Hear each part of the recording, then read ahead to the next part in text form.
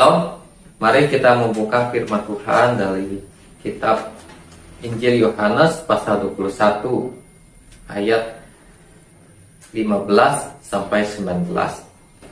Injil Yohanes pasal 21 ayat 15 sampai ayat 19. Sesudah sarapan, Yesus berkata kepada Simon Petrus, "Simon anak Yohanes, apakah engkau mengasihi aku lebih daripada mereka ini?" Jawab Petrus kepadanya, "Benar Tuhan, engkau tahu bahwa aku mengasihi engkau." Kata Yesus kepadanya, "Gembalakanlah domba-dombaku." Kata Yesus pula kepadanya untuk kedua kalinya, "Simon anak Yohanes, apakah engkau mengasihi aku?" Jawab Petrus kepadanya, "Benar Tuhan, engkau tahu bahwa aku mengasihi engkau."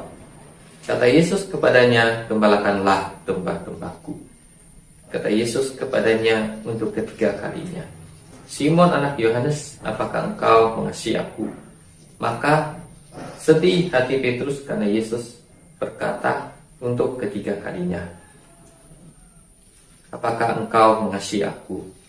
Dan ia berkata kepadanya, "Tuhan, engkau tahu segala sesuatu. Engkau tahu bahwa aku mengasihi engkau." Kata Yesus kepadanya, "Gembalakanlah domba-dombaku. Aku berkata kepadamu sesungguhnya ketika engkau masih muda, engkau mengikat pinggangmu sendiri dan engkau berjalan kemana saja kau kehendaki. Tetapi jika engkau sudah menjadi tua, engkau akan mengelurkan tanganmu dan orang lain akan mengikat engkau dan membawa engkau ke tempat yang tidak kau kehendaki." Dan hal ini dikatakannya untuk menyatakan bagaimana Petrus akan mati dan memuliakan Allah. Sesudah mengatakan demikian, ia berkata kepada Petrus, "Ikutlah aku." Amin. Firman Tuhan berkata, Tuhan Yesus berkata sama Petrus, ya, "Simon anak Yohanes, apakah engkau mengasihi aku lebih daripada mereka ini?" Nah, jadi di sini Tuhan Yesus bertanya sama Petrus sampai 3 kali, ya, apakah Petrus mengasihi Tuhan Yesus, ya. Nah, di sini Petrus berkata, "Benar Tuhan, engkau tahu bahwa aku mengasihi engkau." Nah, di sini Petrus berkata bahwa Petrus mengasihi Tuhan Yesus, ya. Nah, jadi yang pertama Petrus berkata bahwa Petrus mengasihi Tuhan Yesus, ya. Kemudian Tuhan Yesus berkata, "Gembalakanlah domba-dombaku." Nah, kemudian Tuhan Yesus berkata lagi, ya, untuk kedua kalinya sama Petrus, ya. Nah, kenapa Tuhan Yesus, ya, bertanya sama Petrus, ya, di sini bahkan sampai 3 kali untuk pertanyaan yang sama, ya, di mana Petrus sudah menjawab, ya, bahwa "Tuhan, engkau tahu bahwa aku mengasihi engkau." Nah, jadi di sini, ya, jawaban dari Petrus ini, ya, di mana Petrus berkata bahwa aku mengasihi engkau, ya, di mana jawaban Petrus ini, ya, kasih Petrus sama Tuhan ini, ya, belum seperti yang Tuhan kehendaki, ya. Jadi kasihnya ini masih kasih yang belum sesuai dengan yang Tuhan kehendaki, ya, atau kasihnya belum sesuai kehendak Tuhan, ya. Nah, atau kapasitasnya ini, ya, masih kecil kasihnya ini untuk Tuhan, ya. Nah, kemudian Tuhan bertanya lagi sama Petrus, "Petrus, apakah engkau mengasihi aku?" Yang kedua kali. Nah, di sini Tuhan bertanya, ya, sama Petrus, ya, seperti bagaimana kasih Petrus sama Tuhan. Nah, di sini Petrus berkata yang kedua kali, "Benar Tuhan, engkau tahu bahwa aku mengasihi engkau." Nah, di sini Petrus menjawab bahwa Petrus mengasihi Tuhan. Nah, di sini kasih Petrus, ya, sudah mengalami peningkatan, ya, dari kasih yang kecil di sini ke kasih yang ukurannya menengah, ya. Kasihnya kepada Tuhan sudah mulai naik di sini, ya. Nah, tetapi ini belum cukup, ya, di hadapan Tuhan, ya, atau di pemandangan Tuhan ini masih kurang, ya, belum sesuai kehendak Tuhan. Dan Tuhan bertanya lagi sama Petrus yang ketiga kali, "Petrus, apakah engkau mengasihi aku?" Nah, di sini, ya, Petrus baru dia sadar, ya, bahwa dia harus benar-benar mengasihi Tuhan, ya. Nah, karena itu Petrus di sini, ya, menangis di sini ya, karena dia menyadari ya bahwa dia harus mengasihi Tuhan itu sungguh-sungguh ya, dengan mendalam ya. Nah, kemudian Petrus menjawab yang ketiga kalinya, Tuhan ya, Engkau tahu segala sesuatu, Engkau tahu bahwa aku mengasihi Engkau. Nah, di sini Petrus menjawab pertanyaan Yesus ya, bahwa Petrus mengasihi Tuhan. Nah, itu dengan kasih yang lebih tinggi lagi ya, nah, dengan kasih yang Tuhan kehendaki ya, dari kasih yang tingkatannya hanya kasih yang kecil, kemudian menengah, sampai kepada kasih yang besar ya. Nah, firman Tuhan berkata bahwa kasih yang besar itu seperti apa. Di dalam Injil Yohanes dikatakan bahwa kasih yang besar itu juga di dalam 1 Yohanes dikatakan bahwa kasih yang besar itu adalah kasih ya, seseorang yang memberikan nyawanya untuk saudara-saudaranya. Nah, jadi sini Petrus mengasihi Tuhan, tapi dia belum bisa mati buat Tuhan ya, atau dengan kasih yang kecil ya. Kemudian kasih yang menengah, dan akhirnya kasih yang besar ya. Nah, sesuai dengan yang Tuhan kehendaki. Nah, ketika Petrus menjawab ini, Tuhan Yesus melihat dan tahu bahwa Petrus ini menjawab ya sesuai dengan apa yang Tuhan kehendaki ya, atau sesuai dengan standar Tuhan ya, dalam mengasihi Tuhan ya, dalam hal kasih. Nah, kemudian akhirnya Tuhan Yesus sama ya dengan instruksinya kepada Petrus yang ketiga kali, yaitu Tuhan Yesus berkata, gembalakanlah domba-dombaku. Nah, artinya kalau Petrus sudah mengasihi Tuhan, Tuhan mempercayakan sama Petrus pelayanan ya, yaitu untuk menggembalakan domba-dombanya Tuhan ya, untuk melayani ya umat Tuhan ya, melayani jemaat Tuhan. Nah, di sini dikatakan gembalakanlah domba-dombaku ya, bukan dikatakan gembalakanlah domba-dombamu, tapi dikatakan gembalakanlah domba-dombaku. Artinya domba-domba ya, atau adalah umat Tuhan, orang percaya itu adalah miliknya Tuhan Yesus ya. Bahkan ini bukan miliknya Petrus ya. Nah, kalau bukannya milik Petrus, berarti juga bukan milik ya hamba-hamba Tuhan yang lainnya ya, bahkan bukan milik ya orang-orang yang dipanggil Tuhan menjadi jawatan gembala, tetapi hanya dipercayakan oleh Tuhan untuk menggembalakan ya, untuk melayani. Nah, tetapi sebenarnya domba-domba itu adalah milik Tuhan Yesus ya. Jadi domba-domba itu bukan milik para gembala ya, para gembala ini hanya dipercayakan, karena gembala yang sesungguhnya, gembala agung itu di dalam Mazmur 23 dikatakan, Tuhan adalah gembalaku ya, aku takkan kekurangan. Nah, jadi gembala yang sesungguhnya itu adalah Tuhan Yesus ya. Karena itu di dalam kitab Ibrani dikatakan bahwa di dalam surat 1 Petrus dikatakan ya, kalau gembala agung datang ya, dia akan memberikan mahkota kemuliaan. Nah, jadi gembala yang sesungguhnya adalah Tuhan Yesus. Nah, tetapi gembala-gembala yaitu para hamba Tuhan adalah yang Tuhan percayakan untuk mengurus ya domba-dombanya Tuhan. Nah, karena itu domba-domba tersebut adalah milik Tuhan, yang bukan milik seorang gembala atau seorang pendeta atau seorang pastor ya, tetapi hanya dipercayakan ya untuk menggembalakan. Nah, ya. Nah, jadi di sini karena itu gembala-gembala ya, sebaiknya yang sampai berkata, ini jemaat saya, ini jemaat saya. Nah, nggak boleh ya. Kenapa? Karena ini adalah milik Tuhan Yesus. Nah, tetapi harusnya berkata, inilah jemaat-jemaat yang Tuhan percayakan kepada saya untuk saya gembalakan, untuk saya layani. Nah, karena di sini Tuhan berkata, gembalakanlah domba-dombaku. Ini udah kepunyaan Tuhan ya. Ini kepunyaan Tuhan ya. Nah, di sini nggak ada di ayat Alkitab yang mengatakan bahwa Tuhan memberikan domba-dombanya kepada para gembala.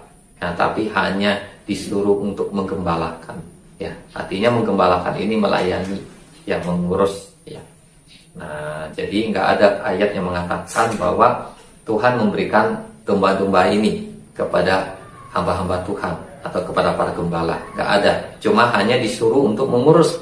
Tetapi kepunyaan atau milik itu adalah milik Tuhan. Karena itu gembala dalam melayani umat Tuhan, nah, itu adalah domba itu milik Tuhan ya. Bukan milik gembala atau terlebih lagi bukan milik suatu organisasi gereja. Ya, organisasi gereja ini hanya nama organisasi ini hanya berbicara tentang administrasi, hukum-hukum. Nah, tetapi itu sebenarnya adalah milik Tuhan Yesus. Ya. Nah, seandainya ada jemaat ya yang berpindah gereja, nah itu tidak masalah ya dia berpindah gereja, karena walaupun dia berpindah sinode lain, yang menurut hukum atau aturan itu beda namanya, beda mereknya, tetapi tetap milik Tuhan Yesus. Nah, tetapi kalau dia bukan berpindah ke gereja, tapi berpindah ke tempat lain, nah itu yang tidak boleh, ya.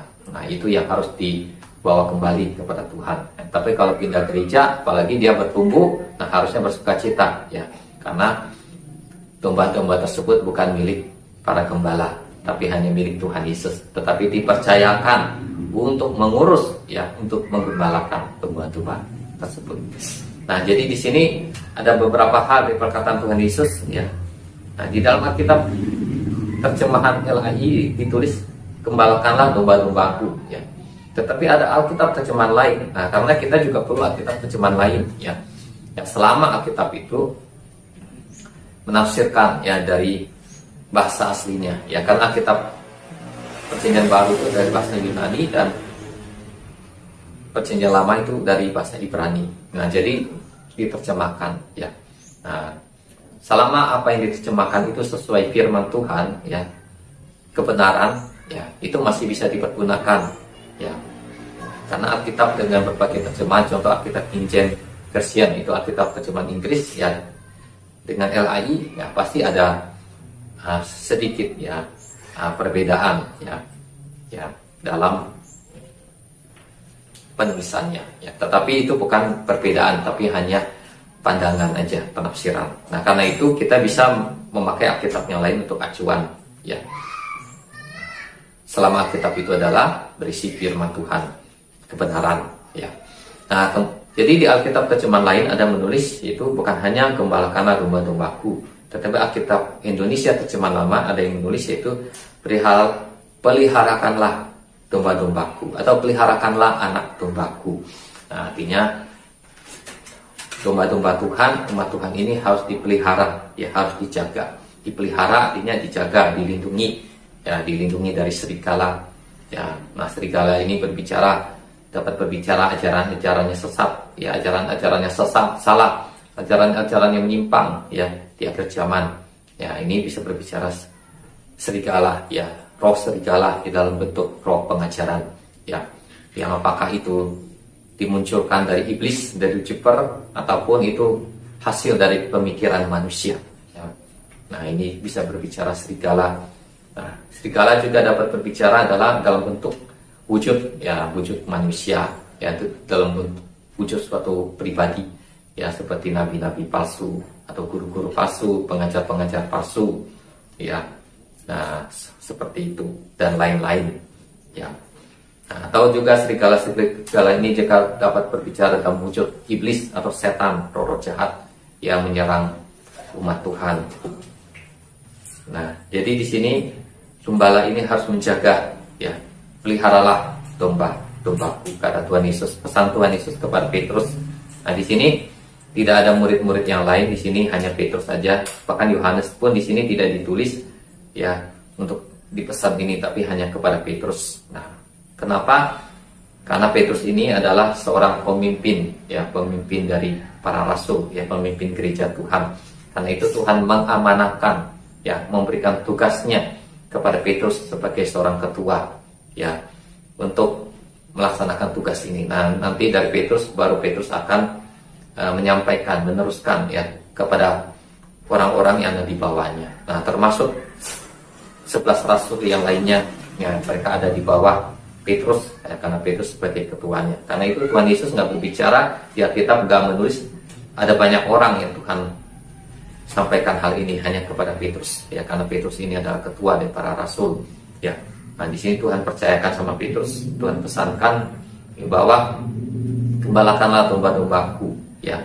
Nah, peliharalah domba-dombaku. Artinya domba-domba Tuhan ini harus dijaga, ya. Dijaga, ya, sejak Tuhan Yesus berkata sama Petrus, dijaga, ya, sampai waktu Tuhan Yesus datang kedua kali, ya, yaitu pada waktu dia mengangkat gerejanya.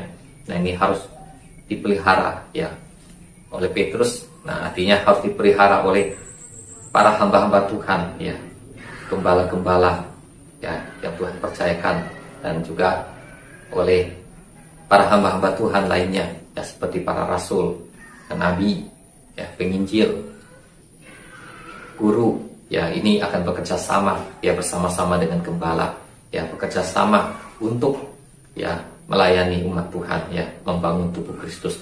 Tetapi untuk secara khusus, ya, para gembala yang dipanggil Tuhan ini menggembalakan domba-dombanya Tuhan. Nah, di sini dikatakan dalam kitab terjemahan lama terbitan LAI, yaitu peliharakanlah domba-dombaku, atau peliharakanlah anak dombaku. Nah, jadi di sini pelihara artinya harus dijaga, ya, harus dilindungi, ya, dijaga, ya, dari ajaran-ajaran sesat, ya, terutama di akhir zaman banyak ajaran sesat, ya, seperti nama Tuhan, ya, perbedaan nama Tuhan yang menjadi selisih, ya, padahal itu tidak menjadi masalah, ya, tetapi menjadi selisih, ya, sehingga terjadi perpecahan, ya, nama Yesus, nama Yesua, ya, padahal di waktu Yesus disalibkan aja, di kayu salib itu, di papan itu ditulis 3 nama, ya, nama Yesus, ya, dalam bahasa Ibrani Yesua, nah, kalau dalam bahasa Latin dan bahasa Yunani, ya, Yesus. Nah, jadi ini sudah ada nama-nama Yesus, ya, di dalam 3 bahasa, yaitu bahasa Ibrani, bahasa Latin, bahasa Yunani, ya. Sudah ada nama seperti itu, ya. Nah, jadi tidak masalah, ya, kalau sampai pada zaman saat ini, zaman di akhir zaman, yaitu ada nama Yesus. Untuk di Indonesia ada nama Yesua, nama Ibrani, kemudian Jesus di Amerika. Nah, ini kan gak masalah, ya, karena di Alkitab sudah ada. Jadi untuk satu orang, untuk satu pribadi ini ada 3 namanya, tapi sama seperti Yesus, Jesus, ya, Yesua, ya. Nah, seperti dalam Alkitab ini, Petrus saja dia punya 2 nama di Alkitab. Itu namanya ada Simon dan ada namanya Petrus, ya. Nah, seperti itu, ya. Dan juga di kitab Kisah Para Rasul, Tabita punya 2 nama. Ada namanya Tabita, ada namanya Dorcas, ada namanya Dorcas, ada namanya Tabita. Nah, ini ditulis di Alkitab, diakui oleh Alkitab. Nah, apalagi nama Yesus, ya, nama di atas segala nama, ya. Nah, kemudian yang kedua, nama Yesus ini dibuktikan, ya, ketika orang mengusir setan dalam nama Yesus, itu setan pergi. Nah, itu berarti nama Yesus ini benar, berkuasa, ya, yang adalah nama dari Yesua juga, ya, dari satu pribadi, yaitu Yesus atau Yesua. Nah, seperti itu. Nah, ini contoh, ya, ajaran-ajaran yang dapat membingungkan, ya. Nah, itu contoh, ya, yang harus gembala-gembala melindungi, ya, menjaga domba-dombanya. Nah, jadi gembala-gembala bukan hanya ingin menerima berkat aja. Nah, nanti ada kembali dalam surat 1 Petrus, ya, pasal 5, bahwa gembala-gembala itu dalam melayani itu bukan untuk mencari keuntungan, ya, karena pengabdian diri, ya, karena pengabdian diri artinya dia melakukan perintah Tuhan, melakukan amanat Tuhan, seperti Petrus di sini. Nah, jadi gembala itu bukan hanya mengambil susu dari domba atau mengambil kulitnya domba ini, ya, bukan hanya itu aja, ya, tapi dia juga harus menjaga, melindungi domba-domba ini dari serigala. Itu yang pertama, melindungi dari serigala, karena di Israel sana, ya, di Timur Tengah, terutama di Israel. Nah, kalau kita baca di Alkitab, ketika seseorang menggembalakan domba, itu ada musuh-musuhnya, ya, ada binatang-binatang buas, yaitu serigala, bahkan ada beruang, bahkan ada singa, ya, itu yang bisa makan domba-domba tersebut. Nah, kalau dalam Injil itu dikatakan itu adalah serigala. Nah, itulah, ya, musuh-musuh, ya, dari domba. Nah, jadi itu harus dijaga, dari serigala, ya. Pertama harus menjaga, ya, dari serigala. Terus yang kedua, dia harus memberi makan, ya.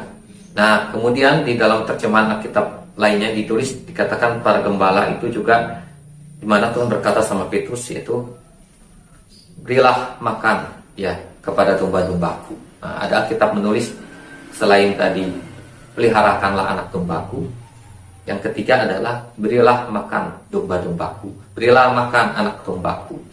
Nah, beri makan di sini artinya ya dalam arti yang sebenarnya adalah mengajarkan firman Tuhan yang benar, ya, mengajarkan firman Tuhan kepada jemaat, ya. Atau kalau dalam berita Tuhan Yesus di dalam Matius 28 ayat 19 sampai 20, itulah pemberitaan atau mengajar firman Tuhan, itulah amanat agung, ya, mengajar ya firman Tuhan. Ya, jadi bukan hanya khotbah, ya. Bukan hanya khotbah. Khotbah ini istilahnya kayak apa namanya? Hanya menyampaikan kalau khotbah ini. Ya, tapi kalau mengajar ini mengajar, menjelaskan, ya, memberi. Nah, itu namanya mengajar. Nah, maka di sini berilah makan kepada domba-dombaku. Artinya harus mengajarkan firman Tuhan, ya, yaitu makanan firman Tuhan, ya. Ya, bukan makanan jasmani, ya. Yang dimaksud ini yang pertama, yang utama adalah makanan firman Tuhan, makanan rohani, ya, supaya domba-domba tersebut bisa bertumbuh, ya, bisa sehat, bisa kuat, bisa gemuk, bisa sehat, ya, tidak kurus kering. Nah, jadi harus dikasih firman Tuhan, ya, harus diajar firman Tuhan, ya, yaitu firman Tuhan yang benar, ya, firman Tuhan yang murni.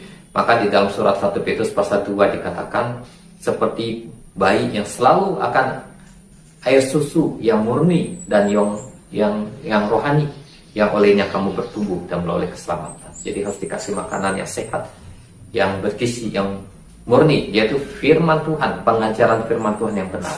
Ya, nah, pengajaran firman Tuhan yang benar itu seperti bagaimana? Pengajaran firman Tuhan yang benar itu bersumber dari Alkitab, ya, berasal dari Alkitab. Terus kedua adalah diajarkan, ya, oleh Tuhan, oleh Roh Kudus, melalui hikmat Tuhan, melalui karunia Tuhan, melalui pengurapan Tuhan. Ya, bukan diajarkan oleh manusia lagi, bukan ditafsirkan oleh manusia. Ya, ditafsirkan oleh manusia kemudian diajarkan lagi oleh manusia. Nah, bukan, ya. Bisa ditafsirkan oleh manusia kalau manusia itu dipimpin oleh Roh Kudus, diberikan pengurapan Roh Kudus, diberikan hikmat karunia oleh Roh Kudus. Nah, bisa. Tapi kalau hanya sebatas manusia, pikiran dan akal budi manusia tidak bisa. Ya, karena firman Tuhan, kerajaan surga ini tidak bisa ditafsirkan dengan pikiran, dengan akal budi manusia yang terbatas, ya. Harus melalui hikmat Allah, melalui hikmat Roh Kudus, melalui karunia Roh Kudus, melalui pengurapan Roh Kudus, ya. Nah, jadi di sini yang ketiga dikatakan yaitu berilah makan domba-dombaku. Ya, harus diajar firman Tuhan, yaitu firman Tuhan yang bertumbuh. Ya, jadi firman Tuhannya bukan itu aja. Ya, contohnya perpuluhan aja, atau cara berdoa aja, berdoa, bukan begitu. Ya, karena firman Tuhan ini luas, ya, banyak yang harus diajarkan. Nah, kalau perpuluhan udah mengerti, umpama doa udah mengerti, ajar lagi tentang iman, ajari lagi tentang karunia Roh Kudus, ya, ajari tentang kuasa Tuhan, ajari bahkan tentang akhir zaman, ya, dan lain-lainnya, ya, banyak sekali. Ya, jadi makanya harus dikasih makan, ya, firman Tuhan. Ya, kalau orang makan setiap hari makannya tempe terus kan bosan, ya. Atau tahu terus bosan. Atau mungkin kalau ayam terus pun juga bosan. Ya, maka dia harus berganti. Ada ayam, ada ikan, ada mie, mungkin ada sop dan lain-lainnya. Nah, demikian kalau firman Tuhan itu yang disampaikan hanya itu terus, ya, juga tidak bisa, ya, tidak akan bertumbuh jemaat, ya. Nah, jadi harus disampaikan firman Tuhan itu. Firman Tuhan itu luas, ya, banyak sekali, ya. Makanya kita harus minta hikmat dari Tuhan, pengurapan dari Tuhan, karunia dari Tuhan yang baru bisa. Dan selain itu kita juga harus belajar firman Tuhan, ya, belajar bersama Tuhan, ya, supaya diajar, dibukakan hal-hal yang baru, rahasia-rahasia firman Tuhan, ya. Harus mencari Tuhan, ya, maka Tuhan akan memberikan pewahyuan, ya, pengajaran, ya, hal-hal yang baru kepada kita. Nah, sehingga ketika sudah mendapatkan, maka barulah disampaikan, ya, barulah menjadi makanan, ya, buat umat Tuhan, buat setiap orang yang belajar firman Tuhan, ya, makanan yang sehat, ya, yang bergizi, sehingga bisa bertumbuh imannya, bisa bertumbuh kerohaniannya. Ini pesan Tuhan sama Petrus, ya, bahwa Petrus harus mengembalakan domba-domba Tuhan. Dia harus memelihara domba-domba Tuhan, dia harus menjaga, ya, dari tipu muslihat iblis, ya, dari tipu muslihat setan, dari pekerjaan setan, ya. Dia harus bisa menjaga ini domba-domba. Terus yang ketiga, harus kasih makan, ya harus kasih makan firman Tuhan yang bisa bertumbuh, ya. Jangan kasih makanan yang itu terus, ya, atau kasih makanan yang biasa-biasa saja. Ya, orang sudah berumur, sudah tua, sudah dewasa dikasihnya bubur terus. Ya, harusnya orang udah dewasa kan harus dikasihnya makanan yang keras, ya. Jadi jangan hanya itu saja, ya, harus bertumbuh, ya, harus kasih yang lebih baik lagi. Bagaimana caranya supaya bisa, ya, harus mencari Tuhan, baca Alkitab, belajar firman Tuhan, minta hikmat dari Tuhan, ya, mencari, ya, kerajaan Allah, mencari Tuhan, ya, baru dibukakan rahasia firman Tuhan, baru bisa mengenal Tuhan. Juga jangan puas, udah puas, saya udah tahu firman Tuhan, saya udah sekolah tinggi, saya udah dapat gelar yang tinggi, udah puas. Nah, tidak seperti itu. Ya, mungkin secara dunia bisa puas, tapi secara kerajaan surga, secara rohani itu belum, ya, bahkan belum sampai, ya, sesuai apa yang Tuhan kehendaki, belum sampai kepada standarnya. Ya, istilahnya kalau tangga itu ada 10 tingkat, yang mungkin baru sampai tingkat ketiga di tangga, atau tingkat keempat, atau tingkat kelima. Maka harus mencapai, ya, secara pandangan rohani, bukan secara pandangan dunia, ya, secara pandangan Tuhan. Kalau secara pandangan dunia udah S3 atau udah lebih tinggi, udah hebat, berarti belum tentu, ya, kalau secara kerajaan surga, secara pandangan rohani, ya. Karena kalau kita lihat di Alkitab ini, murid-murid Yesus nggak ada dikasih gelar, ya, hanya begitu aja. Bahkan Tuhan Yesus di sini nggak ada gelarnya di sini, ya, nggak ada dikasih gelar, ya. Tetapi gelarnya ini adalah gelar secara rohani, yaitu orang yang menilai gelarnya itu, bukan gelar dari suatu lembaga atau dari manusia, ya, tapi gelar ini dari Tuhan. Ya, orang melihat, oh, ini orang ini kayak begini, ya. Nah, walaupun tidak punya gelar tinggi, tapi orang bisa menilai, nggak sesuai, ya, karena itu hanya gelar dari manusia, bukan tingkatan rohaninya. Nah, kalau tingkatan rohani ini kan dinilai oleh orang yang bisa menilai, gitu. Nah, maka kita jangan puas, gitu. Puas, harus belajar firman Tuhan, belajar. Nah, bagaimana berdoa, bahkan sambil berpuasa, baca Alkitab, minta hikmat dari Tuhan. Nah, supaya bisa memberi makan domba-domba Tuhan, ya, supaya bisa kasih firman Tuhan yang benar, ya, sehingga domba-domba Tuhan, umat Tuhan ini bisa bertumbuh. Nah, ini pesan Tuhan sama Petrus, ya, karena Petrus di sini bisa mengasihi Tuhan. Nah, jadi untuk dipercayakan Tuhan, untuk dipakai Tuhan, ini harus mengasihi Tuhan, ya. Nah, sampai 3 kali, ya, sampai dimana Petrus sudah mencapai, ya, dalam pandangan Tuhan itu kasihnya itu sudah benar, ya, untuk Tuhan, ya, itu kasih yang besar untuk Tuhan. Nah, kasih yang besar itu adalah kasih seseorang yang bisa memberikan nyawanya, ya, untuk Tuhan atau untuk saudara-saudaranya seiman, ya. Nah, di sini kita akan melihat, ya, dalam sejarah gereja. Maka sebelum ini, di sini Tuhan Yesus berkata, Tuhan Yesus bernubuat sama Petrus bahwa pada waktu tua Petrus akan ditangkap oleh orang, dia akan diikat, artinya dia akan mati buat Tuhan, dia akan mati syahid.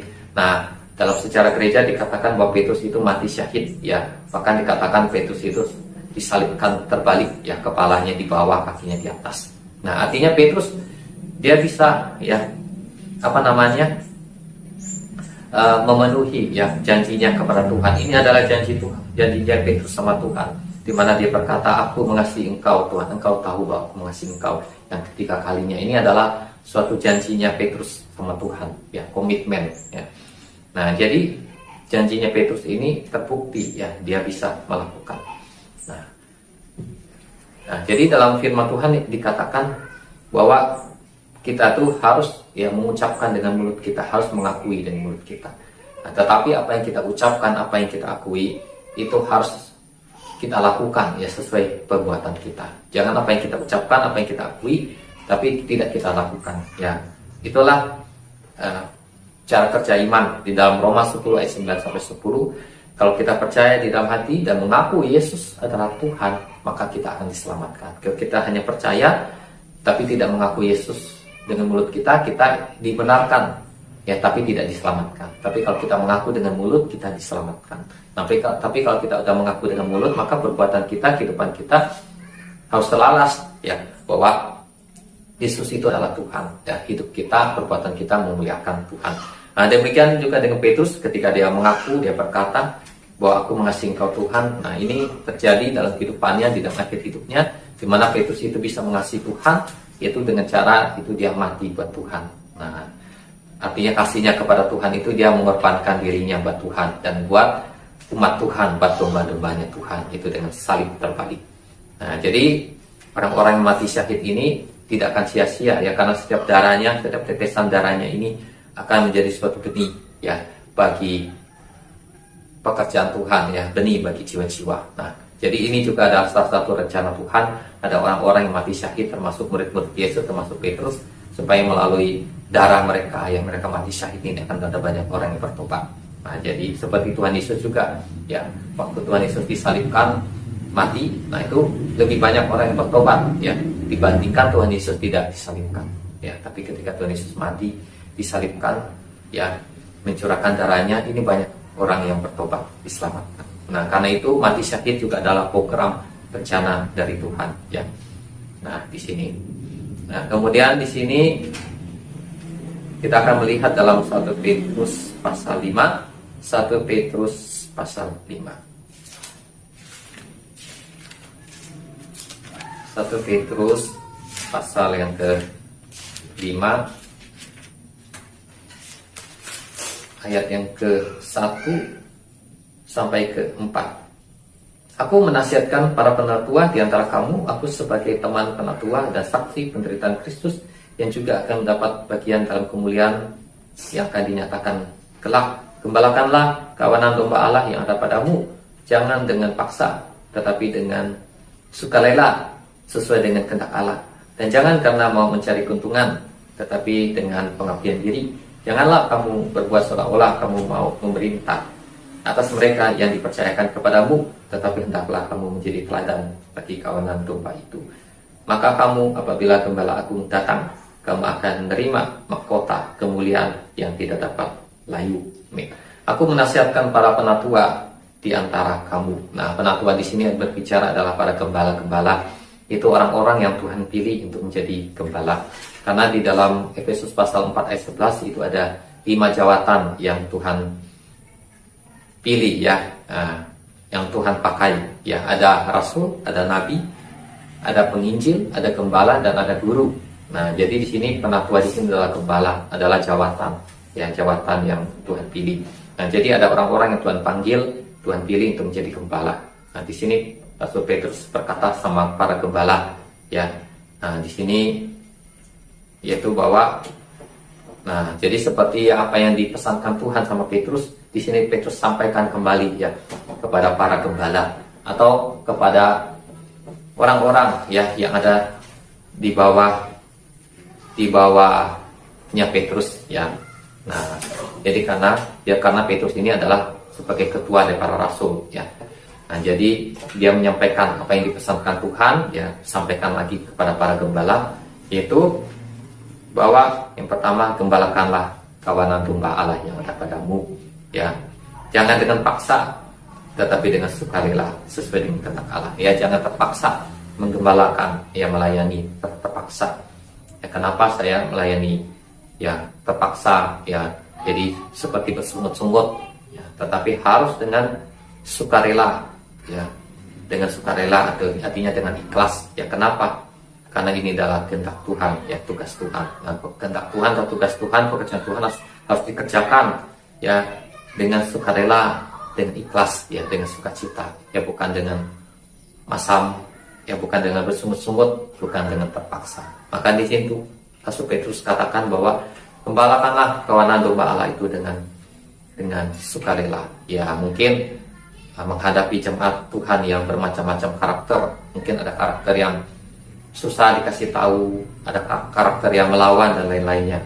Nah, ini harus dilayani ya dengan sukarela dan ikhlas ya, dengan sukacita karena kehendak Allah, karena tugas Tuhan ya yang Tuhan berikan untuk dikerjakan. Kemudian dan jangan karena mau mencari keuntungan ya, tetapi dengan pengabdian diri ya.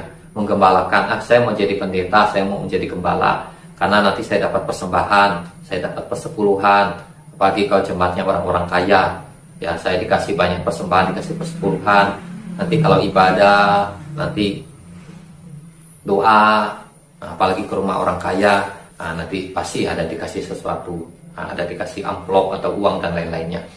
Nah, bukan seperti itu ya. Nanti kalau ada jemaat yang miskin,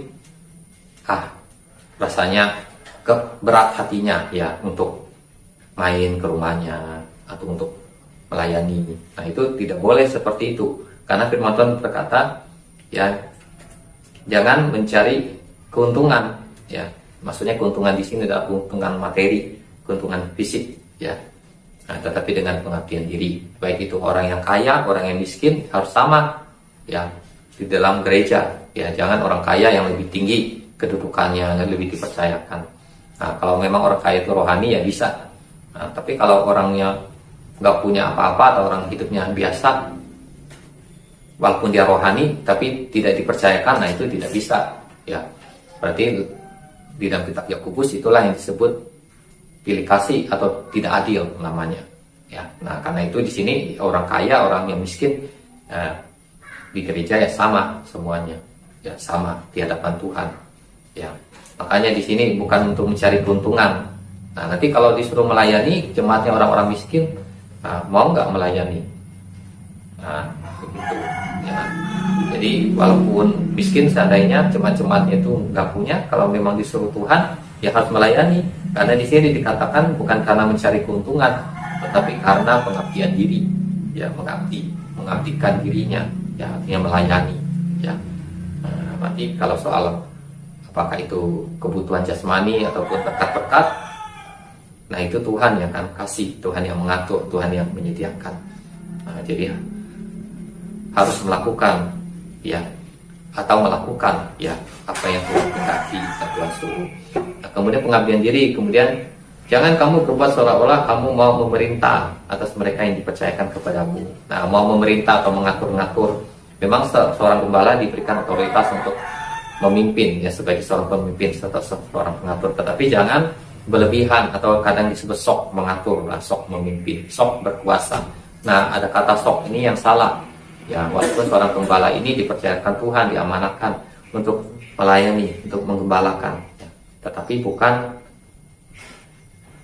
salah ya, jangan sampai salah atau kelebihan ya, sehingga ada istilah sok mengatur, sok memerintah. Nah, itu udah nggak boleh sok ya. Tapi kalau dia mengatur, memimpin atau memberi perintah dengan tepat, dengan benar, itu bisa ya. Tetapi kalau udah di luar kehendak Tuhan, atau itu keinginan dia, keinginan dia, atau nafsu dia, atau ambisi dia, atau pikiran dia, ya itu nggak boleh. Maka di sini dikatakan jangan kamu berbuat seolah-olah kamu mau mengatur ya, memerintah atas mereka yang dipercayakan kepadamu. Nah, di sini firman Tuhan menulis lagi, yang dipercayakan kepadamu, bukan disebut yang menjadi milik kamu. Nah, di sini jangan sampai salah, gembala-gembala ini domba-domba saya, ini jemaat saya. Nah, ini yang perlu diperbaiki ya dalam perkataan ya. Karena kita nggak ada menulis di ayatnya bahwa mereka yang diberikan kepada kamu, nggak ada di sini. Tetapi yang ditulis mereka yang dipercayakan kepadamu. Dipercayakan ini artinya milik Tuhan, tetapi dikasih sama kita atau gembala untuk diurus ya, untuk dilayani, untuk digembalakan ya. Mereka yang dipercayakan kepadamu, yang dipercayakan kepadamu, bukan yang diberikan kepada kamu, dipercayakan kepadamu. Karena domba-domba ini dalam milik Tuhan, 100% ini milik Tuhan. Cuma gembala-gembala atau hamba-hamba Tuhan ini hanya dipercayakan. Nah, kepercayaan ini sangat besar nilainya ya. Jangan sampai menyalahgunakan kepercayaan Tuhan untuk keuntungan diri sendiri, ataupun menyesatkan ataupun mencelakakan domba-domba tersebut. Ya, maka di sini ya yang dipercayakan kepadamu. Nah, kalau dipercayakan artinya kita harus jaga, kita harus lakukan dengan setia ya, dengan taat, dengan tekun, sehingga pada waktu gembala agung datang, kalau kita sudah menggembalakan, melayani domba-domba Tuhan dengan benar, dengan setia, dengan tanggung jawab ya, maka Tuhan Yesus ya di sini katakan ya, nah maka Tuhan akan memberi upah. Kemudian yang berikut adalah hendaklah kamu menjadi teladan bagi kawanan domba itu. Nah, menjadi teladan atau menjadi contoh ya dalam karakter, dalam tingkah laku, ya, dalam kehidupan iman, dalam rohani, dalam doa, iman, dalam pelayanan dan kehidupannya, ya.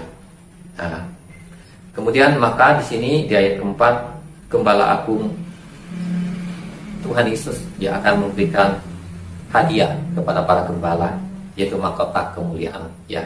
Apabila sudah melakukan tugas-tugas ini, ya, dengan baik, dengan benar, ya, hal-hal ini tadi, ya, dengan benar, dengan baik, maka Tuhan akan memberikan upah untuk kerja mereka, ataupun mungkin juga adalah kerja keras mereka, atau juga pengorbanan mereka, ya, dalam mengurus domba-dombanya Tuhan. Nah, nanti Tuhan akan memberikan upah, ya, memberikan hadiah kepada para gembala ini. Nah, upahnya ini termasuk besar juga, ya, besar juga, karena di sini dikatakan bagi orang-orang atau gembala-gembala yang sudah melaksanakan tugasnya dengan baik, sudah menjaga domba-dombanya Tuhan di dunia ini, maka dikatakan dia akan dikasih mahkota kemuliaan sama Tuhan, ya, dikasih mahkota, yaitu mahkota kemuliaan yang tidak dapat layu, artinya mahkota yang kekal. Nah, inilah upah yang Tuhan kasih, ya, buat gembala-gembala yang sudah melayani umat Tuhan dengan rela, ya, dengan ikhlas dan sesuai kehendak Tuhan. Ya. Demikian firman Tuhan. Tuhan Yesus memberkati. Amin.